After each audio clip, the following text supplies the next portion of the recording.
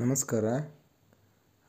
ನಮ್ಮ ಕೃಷಿಕರಿಗೆ ನಾನು ಬಹಳ ದಿನಗಳಿಂದ ಈ ಒಂದು pH meter, digital pH meter ಬಗೆಗೆ ಸಾಕಷ್ಟು ವಿಚಾರಗಳನ್ನ ತಿಳಿಸ್ತಾ ಬಂದಿದ್ದೇನೆ. ಇಲ್ಲಿ ಕೃಷಿಕರು ತಮ್ಮ ಬೆಳೆಗಳಿಗೆ ಸಿಂಪರಣೆ ಮಾಡ್ತಕ್ಕಂತಹ ದ್ರಾವಣಗಳು, ಕೀಟನಾಶಕಗಳಿರ್ಬೋದು, ಶಿಲೀಂಧ್ರನಾಶಕಗಳಿರ್ಬೋದು, ದುಂಡಾಣುನಾಶಕಗಳಿರ್ಬೋದು, ಅಥವಾ ಪ್ಲ್ಯಾಂಟ್ ಗ್ರೋತ್ ರೆಗ್ಯುಲೇಟರ್ಸ್, ಬೆಳೆ ಪ್ರಚೋದಕಗಳಿರ್ಬೋದು, ಮತ್ತು ಪೋಷಕಾಂಶಗಳ ಮಿಶ್ರಣಗಳಿರ್ಬೋದು. ಅದರಲ್ಲಿ ಪ್ರಮುಖ ಅಥವಾ ಪ್ರಧಾನ ಪೋಷಕಾಂಶಗಳಿರ್ಬೋದು, ಮತ್ತು ಲಘು ಪೋಷಕಾಂಶಗಳಿರ್ಬೋದು. ಅವುಗಳನ್ನು ನಮ್ಮ ಕೃಷಿಕರು ಅನೇಕ ಬೆಳೆಗಳಲ್ಲಿ ಸಿಂಪರಣೆ ಮಾಡೋದು ವಾಡಿಕೆ. ಆ ಸಿಂಪರಣೆ ಮಾಡ್ತಕ್ಕಂತಹ ದ್ರಾವಣದ ರಸಸಾರ ಅಥವಾ pH ಅಂತ ಏನು ಕರಿತೀವಿ, ಬಹಳ ಮುಖ್ಯವಾದಂತಹ ಅಂಶ. ನಾವು ಮಣ್ಣಿನ ರಸಸಾರದ ಬಗ್ಗೆಗೆ ಹೆಚ್ಚು ತಿಳುವಳಿಕೆಯನ್ನು ಹೊಂದಿದ್ದೇವೆ ಈಗಾಗಲೇ. ಆದರೆ ಈ ಸಿಂಪರಣಾ ದ್ರಾವಣಗಳ ರಸಸಾರದ ಬಗ್ಗೆ ನಾವು ಹೆಚ್ಚಿಗೆ ಗಮನವನ್ನು ನೀಡುವುದಿಲ್ಲ. ಆದರೆ ಈ ಒಂದು ಸಿಂಪರಣಾ ದ್ರಾವಣಗಳ ರಸಸಾರ ಬಹಳ ಪ್ರಮುಖವಾದಂತಹ ಮತ್ತು ಗಣನೀಯವಾದಂತಹ ವಿಚಾರ. ಬಹಳಷ್ಟು ಶಿಲೀಂಧ್ರನಾಶಕಗಳು, ಕೀಟನಾಶಕಗಳು ನಮಗೆ ತುಸು ಆಮ್ಲೀಯವಾಗಿರಬೇಕು. ಅಂದರೆ ಅವುಗಳ pH ಸುಮಾರು 6ರಿಂದ 6.5 ಇದ್ದರೆ ಅವುಗಳು ಹೆಚ್ಚು ಪರಿಣಾಮಕಾರಿಯಾಗಿ ಕೆಲಸ ಮಾಡ್ತವೆ ಅನ್ನೋದು ಈ ಹಿಂದೆ ನಡೆಸಿರ್ತಕ್ಕಂಥ ಸಂಶೋಧನೆಗಳಲ್ಲಿ ತಿಳಿದು ಬಂದಿದೆ. ಒಂದು ವೇಳೆ ಆ ದ್ರಾವಣಗಳ pH ಅಥವಾ ರಸಸಾರ 7.5, 8, 8.5 ಈ ರೀತಿ ನಮಗೆ ಈ ನ್ಯೂಟ್ರಲ್ಗಿಂತಹ ಹೆಚ್ಚಾದಲ್ಲಿ, ಅಥವಾ ಕ್ಷಾರವಾದಲ್ಲಿ, ಅಥವಾ ಬೇಸಿಕ್ ಆದಲ್ಲಿ, ಆಗ ಈ ಶಿಲೀಂಧ್ರನಾಶಕ ಅಥವಾ ಕೀಟನಾಶಕ ಅಥವಾ ದುಂಡಾಣುನಾಶಕಗಳ ಒಂದು ಕಾರ್ಯಕ್ಷಮತೆ ಖಂಡಿತವಾಗೂ ಕಡಿಮೆ ಆಗುತ್ತೆ. ಹಾಗಾಗಿ ಈ ವಿಡಿಯೋದಲ್ಲಿ ನಾನು ಅತ್ಯಂತ ಒಂದು ಸರಳವಾದ ಡಿಜಿಟಲ್ pH ಮೀಟರನ್ನು ಕೃಷಿಕರು ಅದನ್ನು ತೆಗೆದುಕೊಂಡು ಹೇಗೆ ಬಳಸಬಹುದು, ಅದರ ಪ್ರಾಮುಖ್ಯತೆ ಏನು ಅನ್ನೋದನ್ನು ಹೇಳೋದಕ್ಕೋಸ್ಕರ ಮತ್ತು ಈ ಒಂದು ಉಪಕರಣವನ್ನು ಸಾಕಷ್ಟು ಜನ ನಮ್ಮ ಕೃಷಿಕರು ಕೇಳಿರ್ತಾರೆ. ಸೊ ಹಾಗಾಗಿ ಅವರಿಗೋಸ್ಕರ ನಾನು ಕೆಲವೊಂದು ಡಿಜಿಟಲ್ pH ಮೀಟರನ್ನು ನಾನೇ ಸ್ವತಃ ತಿಂಗಳ ಹಿಂದೆ ತರಿಸಿ ಅದನ್ನು ಪರೀಕ್ಷೆ ಮಾಡಿ ಅದರಲ್ಲಿ ಬರ್ತಕ್ಕಂತಹ ಒಂದು ಸೂಚ್ಯಾಂಕಗಳು ನಮ್ಮ ಪ್ರಯೋಗಶಾಲೆಯಲ್ಲಿ pH ಮೀಟರ್ ಏನಿರುತ್ತಲ್ಲ ಅದರಲ್ಲೂ ಬರ್ತಕ್ಕಂತಹ ಸೂಚ್ಯಾಂಕಗಳಿಗೆ ಎರಡೂ ಒಂದೇ ಇದೆ ಅನ್ನೋದನ್ನು ಖಾತ್ರಿ ಮಾಡಿಕೊಂಡ ನಂತರ ಈ ಒಂದು pH ಮೀಟರನ್ನು ತರಿಸಿದ್ದೇನೆ. ಸೊ ಇದರ ಒಂದು ಉಪಯೋಗ ಹೇಗೆ ಮಾಡಬೇಕು, ಇದನ್ನು ಹೇಗೆ ಬಳಸ್ಬೋದು ಕೃಷಿಕರು ಅನ್ನೋದನ್ನು ತಿಳಿಸೋದಕ್ಕೋಸ್ಕರ ಈ ಒಂದು ಸಣ್ಣ ವಿಡಿಯೋ.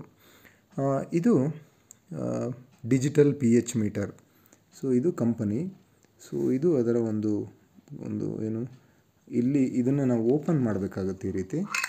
ಸೊ ಇಲ್ಲಿ ಪ್ರಮುಖವಾದಂತಹ ಒಂದು ಬಲ್ಬ್ ಇರುತ್ತೆ, ತಮಗೆ ಕಾಣಿಸ್ತಾ ಇರ್ಬೋದು, ಅದನ್ನು ನಾನು ಫೋಕಸ್ ಮಾಡ್ತಿದ್ದೀನಿ. ಈ ಪಾರದರ್ಶಕವಾದಂತಹ ಬಲ್ಬ್. ಸೊ ಅದನ್ನು ನಾವು ದ್ರಾವಣದಲ್ಲಿ ಮುಳುಗಿಸಿದಾಗ ನಮಗೆ ಈ ಒಂದು ಸ್ಕ್ರೀನ್ನಲ್ಲಿ ಅದರ pH ಗೊತ್ತಾಗುತ್ತೆ. ಸೊ ಇಲ್ಲಿ ಆನ್ ಆ್ಯಂಡ್ ಆಫ್ ಬಟನ್ ಕೂಡ ಇದೆ. ಈಗ ಇದು ಆಫ್ ಪೊಸಿಷನ್ನಲ್ಲಿದೆ.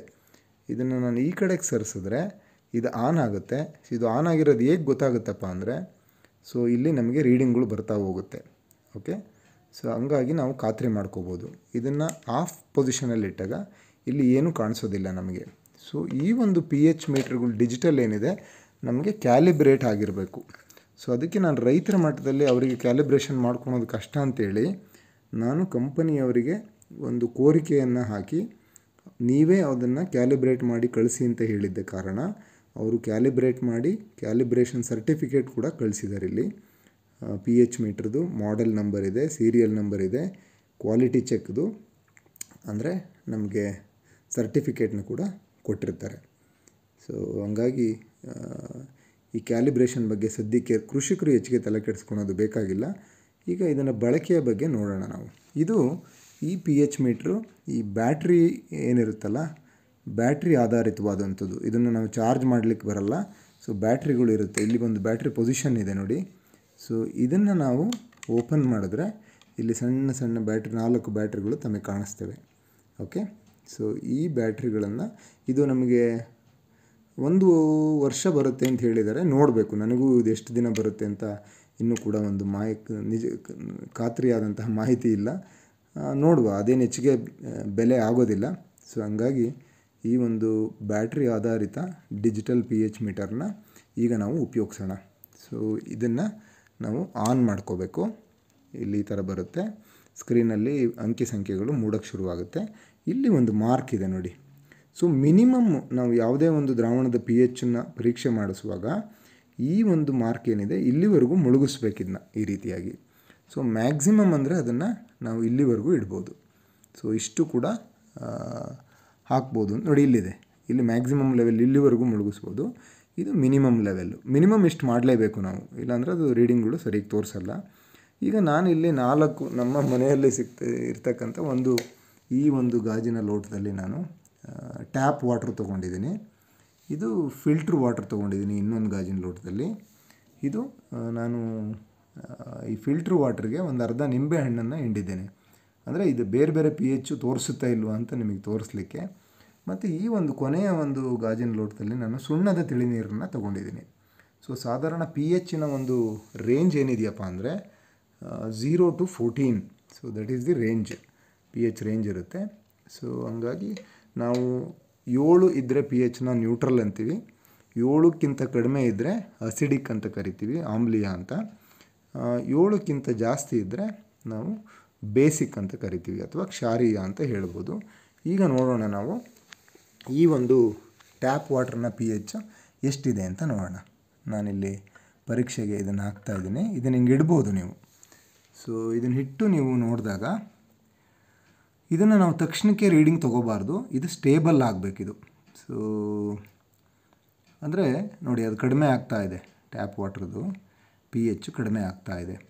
ಓಕೆ, ಸೊ ಈ ರೀತಿ ನಾವು ಪರೀಕ್ಷೆ ಮಾಡ್ಬೋದು. ಎಲ್ಲಿವರೆಗೂ ಇಟ್ಕೋಬೇಕು ಅಂದರೆ ಈ ಒಂದು ಸಂಖ್ಯೆ ಏನು ಕಾಣಿಸ್ತಾ ಇದೆಯಲ್ಲ ಅದು 1 ನಿಮಿಷ ಅಥವಾ 1.5 ನಿಮಿಷ ಆದರೂ ಬದಲಾಗಬಾರ್ದು. ಅದು ಅಲ್ಲಿವರೆಗೂ ಇದನ್ನು ನಾವು ಇದೇ ರೀತಿ ಮುಳುಗಿಸಿರುವಂಥ ಪೊಸಿಷನಲ್ಲಿ ಇಟ್ಕೋಬೇಕು. ಅದರ ನಾಬ್ ಇಲ್ಲೇನು ಪ್ರೋಬ್ ಇತ್ತಲ್ಲ ಅದು ಈ ಸಂಪೂರ್ಣ ಮುಳುಗಿರುತ್ತೆ.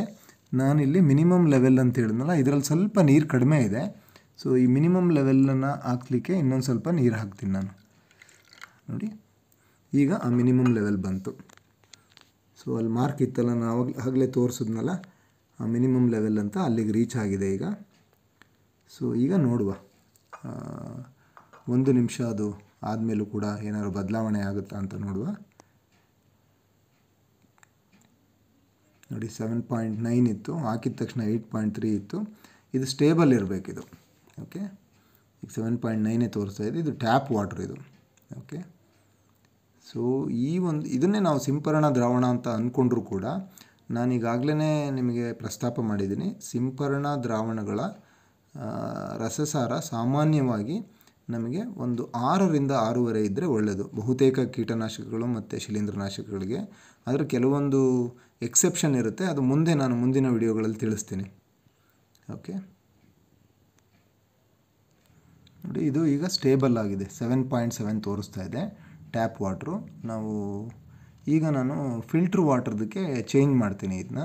ಇದು ಚೇಂಜ್ ಮಾಡುವಾಗ ಒಂದು ಸರಿ ಇದನ್ನು ನಾವು ಕ್ಲೀನ್ ಮಾಡಿಬಿಟ್ಟು, ಅಂದರೆ ನಾರ್ಮಲ್ ವಾಟ್ರಲ್ಲಿ ಇದನ್ನು ಇಮ್ಮರ್ಸ್ ಮಾಡಿ ಅದ್ರದ್ದು ಎಫೆಕ್ಟ್ ಆಗ್ದಂಗೆ ನಾವು ಬೇರೆ ಕಡೆಗೆ ಚೇಂಜ್ ಮಾಡಬೇಕು. ಈಗ ನೋಡಿ, ನಾನು ನಮ್ಮ RO ವಾಟ್ರ್ ಏನು ಫಿಲ್ಟ್ರ್ ಇದೆಯಲ್ಲ ಅದರದ್ದು ವಾಟ್ರದ್ದು pH ಪರೀಕ್ಷೆ ಮಾಡ್ತಾಯಿದ್ದೀನಿ. ಇದು 6.9 ಇದೆ ನೋಡಿ. ಸೊ ಟ್ಯಾಪ್ ವಾಟ್ರದ್ದು 7.4 7.5 ಮೇಲಿತ್ತದು. ಇದು ನೋಡಿ 6.9 ಇದೆ. ಓಕೆ, ಸೊ ಈಗ ನಾನು ಇದನ್ನು ಈ ನಿಂಬೆಹಣ್ಣು ಹಿಂಡಿರೋ ನೀರಿಗೆ ಬದಲಾಯಿಸ್ತೀನಿ, ನೋಡೋಣ ಏನಾಗುತ್ತೆ. ಈಗ ನೋಡಿ, ನಿಂಬೆಹಣ್ಣು ಹಿಂಡಿರ್ತಕ್ಕಂಥ ಒಂದು ನೀರಿಗೆ ನಾನು ಈ pH ಮೀಟ್ರನ್ನ ಟೆಸ್ಟ್ ಮಾಡ್ತಾಯಿದ್ದೀನಿ. ನಿಂಬೆಹಣ್ಣಲ್ಲಿ ಸಿಟ್ರಿಕ್ ಆ್ಯಸಿಡ್ ಇರುತ್ತೆ, ಅಂದರೆ ದ ಸೊಲ್ಯೂಷನ್ನು ತುಂಬ ಅಸಿಡಿಕ್ ಅಂತೀವಿ, ಹೈಲಿ ಅಸಿಡಿಕ್ ಅಂತೀವಿ ನೋಡಿ. 2.8ಗೆ ಬಂತು. ನಾವು ಈ ಥರ ಏನಾದ್ರು ಒಂದು ಸೊಲ್ಯೂಷನ್ನ ನಾವು ಸ್ಪ್ರೇ ಮಾಡಿದ್ರೆ ಭಾಳಷ್ಟು ಸಲ ಗಿಡಗಳ ಮೇಲೆ ಫೈಟೋಟಾಕ್ಸಿಸಿಟಿ ಆಗ್ಬೋದು. ಉದಾಹರಣೆಗೆ ನೀವು ಕಾಪರ್ ಫಂಗಿಸೈಡ್ಸ್ನ ಏನಾದ್ರು ಯೂಸ್ ಮಾಡುವಾಗ ಕಾಪರ್ ಸಲ್ಫೇಟ್ ಏನಾದ್ರು ಹಾಕ್ಕೊಂಡ್ರೆ, ನೀವು ಕಾಪರ್ ಸಲ್ಫೇಟ್ pH ಪರೀಕ್ಷೆ ಮಾಡಿದರೆ ಗೊತ್ತಿರುತ್ತೆ ಎಷ್ಟು ಅಸಿಡಿಕ್ ಇರುತ್ತೆ ಅಂತ. ಸೊ ಹಂಗಾಗಿ ಇದು ಈ ಪಿ ಎಚ್ ಪರೀಕ್ಷೆ ಇದೆಯಲ್ಲ ದ್ರಾವಣಗಳದ್ದು ಭಾಳ ಇಂಪಾರ್ಟೆಂಟು. ನೋಡಿ 2.8 ಬಂದಿದೆ ಇದು. ಈಗ ನಾನು ಇದನ್ನ ಸುಣ್ಣದ ತಿಳಿನೀರು ಇರ್ತಕ್ಕಂಥ ಒಂದು ಇದಕ್ಕೆ ಬದಲಾಯಿಸ್ತೀನಿ. ಓಕೆ, ಅದು ಎಕ್ಸಾಕ್ಟ್ಲಿ ಆಪೋಸಿಟ್. ನಿಮಗೇನು ಈ ಕಾಪರ್ ಸಲ್ಫೇಟ್ ಇತ್ತಲ್ಲ, ಸೊ ಅದ್ರ ಬದಲಿಗೆ ನೋಡಿ ಇಲ್ಲಿ ಸುಣ್ಣದ ತಿಳಿನೀರನ್ನ ಹಾಕ್ಕೊಂಡಿದ್ದೀನಿ. ನಾನು ಏನು ಎಲೆ ಅಡಿಕೆ ಹಾಕ್ಕೋತೀವಲ್ಲ ಸುಣ್ಣ, ನನ್ನ ಹತ್ರ ಅದನ್ನು ಹಾಕಿದ್ದೀನಿ ಮನೆಯಲ್ಲಿ. ನೋಡಿ 10-11 ಇದು ಬೇಸಿಕ್. ತುಂಬ ನಾವು 7ಕ್ಕಿಂತ ಮೇಲೆ ಇರ್ತಕ್ಕಂಥ ಪಿ ಎಚ್ಗೆ ನಾವು ಕ್ಷಾರೀಯ ಅಂತ ಕರಿತೀವಿ, ಅಥವಾ ಬೇಸಿಕ್ ಪಿ ಎಚ್ ಅಂತ ಕರಿತೀವಿ. ಇದು ನೋಡಿ 11.2 ಇದೆ. ಓಕೆ, ಸೊ ಅಂದರೆ ನಾವು ಈ ಸುಣ್ಣದ ತಿಳಿ ನೀರನ್ನು ಏನಾದರೂ ನಾವು ತುಂಬ ಅಸಿಡಿಕ್ ಇರೋ ಸೊಲ್ಯೂಷನ್ಗೆ, ಅಂದರೆ ನಾನು ಈಗಾಗಲೇ ತೋರಿಸಿದ್ನಲ್ಲ, ಇದು ತುಂಬ ಅಸಿಡಿಕ್ ಇದೆ, ಈ ಸೊಲ್ಯೂಷನ್ಗೆ ಏನಾರು ಹಾಕಿದ್ದೇ ಆದರೆ ಅದು ನಮಗೆ ಸ್ವಲ್ಪ ಪಿ ಎಚ್ ಜಾಸ್ತಿ ಆಗುತ್ತೆ. ಇದು ನಮಗೆ 2.8 ಬಂದಿತ್ತಲ್ವ, ಇದನ್ನು ಜಾಸ್ತಿ ಮಾಡಬೇಕು ಅಂದರೆ ಸುಣ್ಣದ ತಿಳಿ ನೀರು ಹಾಕ್ಕೋಬೋದು. ಈ ರೀತಿಯಾಗಿ ಸೊ ಬೇರೆ ಬೇರೆ ದ್ರಾವಣಗಳ ಒಂದು ರಸಸಾರ ಬೇರೆ ಆಗಿರುತ್ತೆ. ಈಗ ನೋಡಿ, ಈ ದ್ರಾವಣದ ಒಂದು ರಸಸಾರ 7.5 ಇದೆ. ನಾನು ನಿಮಗೆ ಪ್ರಸ್ತಾಪ ಮಾಡಿದೆ 6ರಿಂದ 6.5 ಇದ್ದರೆ ಈ ದ್ರಾವಣಗಳು ಚೆನ್ನಾಗಿ ಕೆಲಸ ಮಾಡ್ತವೆ ಬೆಳೆಗಳ ಮೇಲೆ ಸಿಂಪರಣೆ ಮಾಡಿದಾಗ ಅಂತ. ಸೊ 7.6 ಇದೆ. ಈಗ ಇದನ್ನು ಕಡಿಮೆ ಮಾಡೋದು ಹೆಂಗೆ ಅಂತ ತೋರಿಸ್ತೀನಿ ನಿಮಗೆ. ಉದಾಹರಣೆಗೆ ನಾನೀಗ ನನ್ನ ಹತ್ರ ಬೇರೆ ಆಪ್ಷನ್ ಇಲ್ಲ, ಇಲ್ಲಿ ಒಂದು ಸಿಟ್ರಿಕ್ ಆ್ಯಸಿಡ್ ನಿಂಬೆಹಣ್ಣು ಹಿಂಡಿರೋ ನೀರಿದೆ, ನಿಮಗೆ ತೋರಿಸ್ಲಿಕ್ಕೋಸ್ಕರ ಇದನ್ನು ಆ್ಯಡ್ ಮಾಡ್ತೀನಿ. ನೋಡಿ, ನಾನು ಈ ಒಂದು ನಿಂಬೆ ನೀರನ್ನು ಇದಕ್ಕೆ ಹಾಕ್ತಾಯಿದ್ದೀನಿ. 1-2-3 ಡ್ರಾಪ್ ಹಾಕೋಣ, ನೋಡೋಣ ಚೇಂಜ್ ಆಗುತ್ತಾ ಅಂತ. ಇದನ್ನು ನಾವು ಸ್ಟರ್ ಮಾಡಬೇಕಾಗುತ್ತೆ ಸ್ವಲ್ಪ. ಇದನ್ನ ಹಾಕಿ